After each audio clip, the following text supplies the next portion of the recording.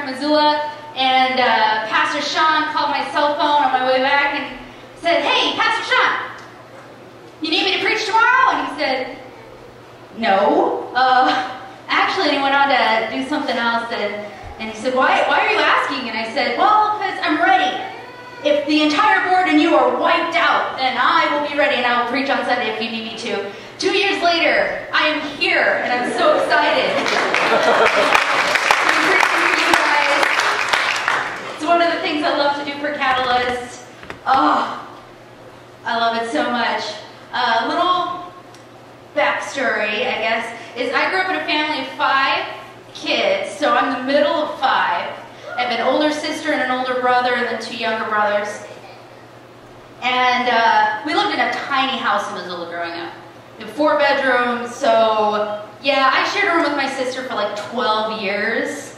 We got to know each other really well, and she used to bug me because she was like, "This is your mess on the floor." I'm like, "It's both of our messes." And now that she has her own apartment, she has her own mess on the floor, so it wasn't all my fault. So when you listen to this, Rachel, so there. She can't hear my tongue. Shh. I'm getting a video, it's all good. I'll send her. So there's a lot of things about my sister that I love to death, but growing up, she was older and much smarter than I, and she had, with her own money, bought this huge bag of Skittles one day, and she wouldn't share them with me. "Rachel, please, can I have some Skittles?" "No, they're my Skittles, I bought them." Fine. So she put them in our room, where, out in the open. How could I resist? She put them in a box, and put that box in another box, and put it under her bed. It was in the open. How was I supposed to resist this? There's Skittles, there's sugar, there's candy under her bed. And I wanted them so bad. And I didn't know what to do. I'm not very smart, so smart thing to do is if I get in trouble, I tell my mom, I was just teaching her how to share. I was helping her learn how to share, but I'm not that smart. So I sat there in my room, pondering this bag of Skittles for a while, and I came up with a brilliant plan. I decided that if I go and I take a few Skittles, just a few, because she would basically count them to make sure I wasn't taking any, take a few Skittles, and then eat them, and then run to the bathroom and pray and say, "Jesus, forgive me." Because I'm brilliant, you know. So I went under her bed, and I grabbed the box, and opened it, and opened the other box, grabbed something like 4 Skittles out of this box, and I ate them, and I put it back, and then I ran into the bathroom, and I'm like, "Jesus, forgive me, please don't send me to hell. I don't want to go to hell for stealing these Skittles from my sister. Please forgive me." Because, you know, I'm a good church kid. I learned in Sunday school, you're not supposed to take things from other people. So I figured, if I ask for forgiveness later, I'll be okay. But the problem is, I didn't feel any better. Have you ever talked yourself into something you knew was wrong? But you talk yourself into it, you justify, you're like, "I can do this because blah, blah, blah, blah, blah." And then afterwards you feel horrible about it? Now, I read my Bible like a good church kid. And it says that Jesus is faithful and just to forgive everything. So if I pray for forgiveness afterwards, I should be all right? Should be fine. But there's this lingering, tickling feeling on the inside that guilt that happens. Now, the Bible tells us that once you have salvation, once you've prayed and said, "Jesus, I want you in my life, I want to have this relationship with you," then that's all you have to do to get to heaven. You don't have to do anything else. So if that's all I have to do, why do I feel guilty about the things that I do that I know that are wrong if I don't have to do anything else to get into heaven? You ever done that? Wondered, why do I have to go through all this? I'm a Christian, I should be fine. I should be going through this with the breeze. Why do I have to go through this? Why do I have to get my teenager out of bed to come to church? I work with teens, I know how that goes. Been a part of enough camps to know how to get Gabrielle Jensen out of bed. No small feat, I must say. Sorry, Gabrielle. why can I have a bad attitude? Why can't I just hang on to that resentment? They did me wrong. I have a right to hold on to this till they apologize the right way and give me 20 bucks and a car. But why does that destroy our relationship with God? Why is it that when we hold on to stuff like that, all the relationships around us start to fall apart? I thought that all I needed to do to be a good Christian was pray a prayer. Why do I have to come to church? Why do I have to do all this stuff? So that I don't feel gross inside.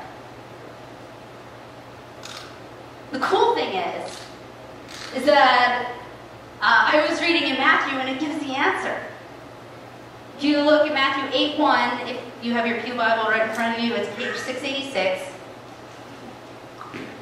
There's a scripture, and as I was talking this through with some other people, they're like, man, because I get to the scripture and I tell them, and they're like, what does that have to do with anything? I've never really gotten anything out of this. So I hope you guys don't miss what I'm trying to tell you guys, because this is a passage that for years I just breezed through. And I didn't even know, and it's only like, I think it's like 4 verses, 3, 4 verses, yeah, anyway. So, it's the story of Jesus heals a man with leprosy, and it says in Matthew 8:1, when Jesus came down from the mountainside, large crowds followed him. A man with leprosy came and knelt before him and said, Lord, if you're willing, you can make me clean. And Jesus reached out his hand and he touched him. I am willing, he said, be clean. Immediately, he was cleansed of leprosy. Then Jesus said to him, see that you don't tell anyone, but go show yourself to the priest and offer gifts that Moses commanded as a testimony to them. Did you miss it? I'll get it again. I'll read it again. See that you don't tell anyone, but go show yourself to the priest and offer the gift Moses commanded as a testimony to them. Now, what you might not understand about leprosy is at this time in history, especially for Jewish people, if you had leprosy, they thought that God struck you with leprosy. So you have sin in your life, you're such a bad person that God would strike you with this disease to show everyone how horrible you are. So your family didn't want anything to do with you because God hated you. You were unclean, so you can't even go to the temple and pray for forgiveness. You can't walk in the doors because you're unclean. People avoid you. You have to shout unclean as you walk the streets so that no one else can touch you. And I think about my salvation, and I think about, and it's different for me because I'm a church kid. I don't remember a time when I didn't know Jesus and I didn't want to walk the way that I'm walking.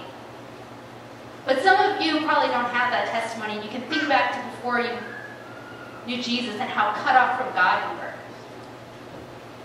And before we know God, we're cut off from Him and from this body of Christians. But when you get to be a Christian, you don't just get this great, awesome relationship with God. He lives in your heart, and He's there, and it's exciting, and He cleanses you of this leprosy. So now you're a part of this family that isn't just in this room or in last service, but it extends to China, and it extends to Africa. And you're part of this body, this huge living organism that is the church. And you extend that to your families, and you raise them in the church. So when Jesus heals this man of leprosy, He's handing him back his family and his God. Everything that he had lost, he could go back to. So when Jesus says you're clean, it means a little bit more than when my mom says you're clean. Because that means I took a shower. Because clean to me means that I have to clean the dishes, or I have to take a shower, or I have to wash the windows. But for this man, clean means something so much more. It means that he gets everything back that he lost. And in the same way, when we get to know Jesus, He hands us back everything that was lost in the garden. That fellowship with God, that fellowship with other people. So cool. But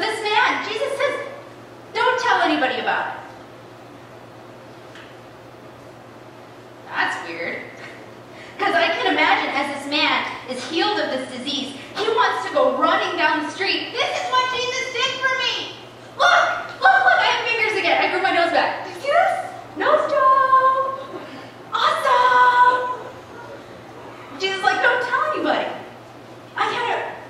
Like, you ever met, like, brand new Christian? I remember when Nation first got to be saved. He was, like, running down the halls of it at high school, like, dude, look at this. Look what Jesus did for me. And you're kind of like, dude, Nation, you're going to scare people. Stop it. Because when you get that first love is so cool.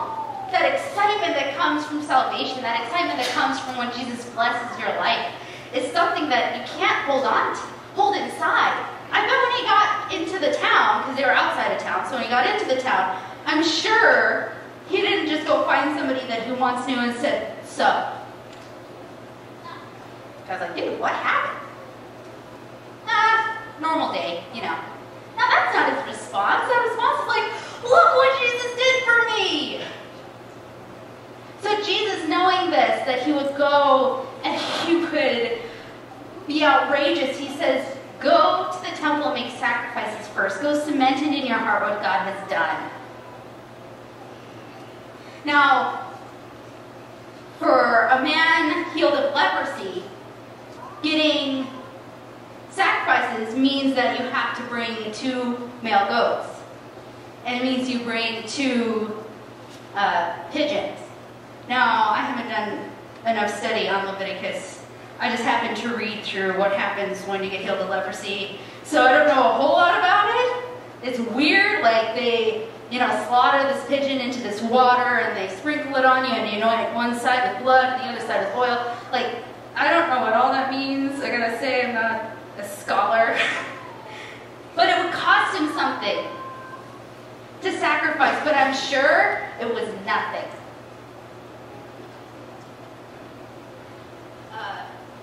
I have recently bought my first car. Yay! I'm so excited.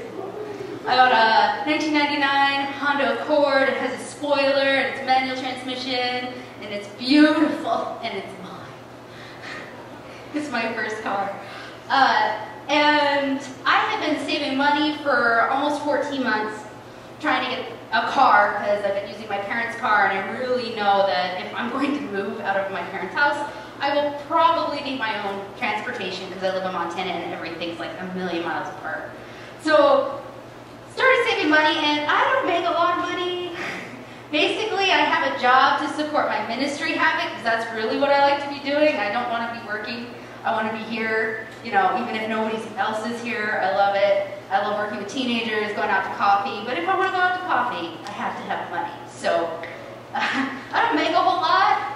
So the fact that I had enough money when this car came up is a miracle in itself. Like, there's no way I could have possibly made enough cash to buy this car. And the fact that it turned up when it did, just out of the blue, hey, do you want to buy my car? For next to nothing? Sure. Unreal. And I even had enough money to fly to California to drive it back with all the gas that's necessary. Oh my gosh, how cool is that? There's no way I could describe to you how much of a miracle it is that I have a car that works. I'm so excited. So in this excitement, on July 4th, I signed my name on the dotted line and it became mine. I said, God, I'm so happy. And it's obviously not my car because you obviously gave me the money and you obviously found this car. So it's not my car, it's your car. Because you found it, you bought it. So it's yours. My name's on the title, but it's not my car. So I said, God, whatever you want to do with my car, do with it. If that means that people need to borrow it, God, let me have the patience to let other people borrow it. If I need to take time out of my schedule to give people rides, let me give rides, God. Do with my car what you want. Now,